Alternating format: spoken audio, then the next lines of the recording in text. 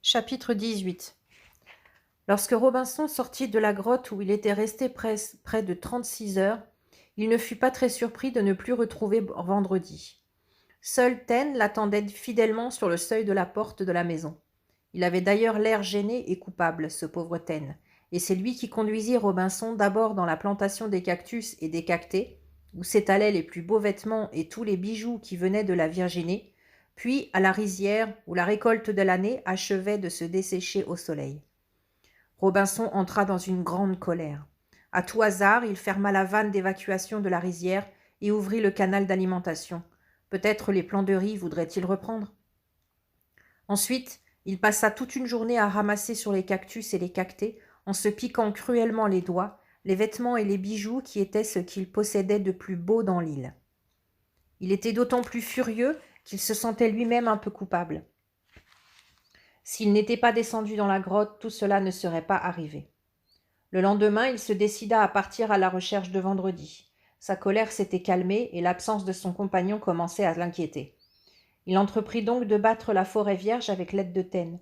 Le chien, qui avait bien compris qu'il fallait retrouver Vendredi, fouillait les buissons, se glissait dans les fourrés, suivait des pistes dont l'odeur ressemblait à celle de Vendredi, et il aboyait pour prévenir Robinson quand il avait trouvé quelque chose.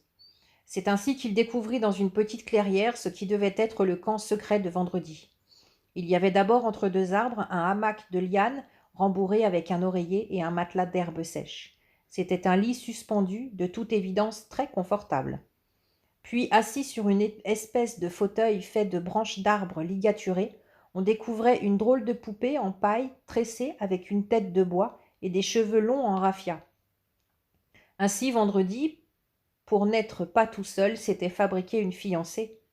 Enfin, Robinson vit, suspendu près du hamac, à portée de la main de celui qui était couché, un tas de petits objets à la fois utiles et amusants, dont l'Indien devait agrémenter ses siestes.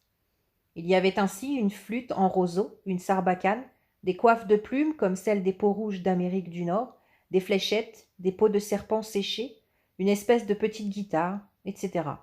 Robinson était stupéfait et jaloux de voir comme Vendredi avait l'air d'être heureux et de s'amuser sans lui. À quoi donc servaient tous les travaux et toutes les obligations qu'il s'imposait chaque jour? Vendredi ne pouvait plus être loin.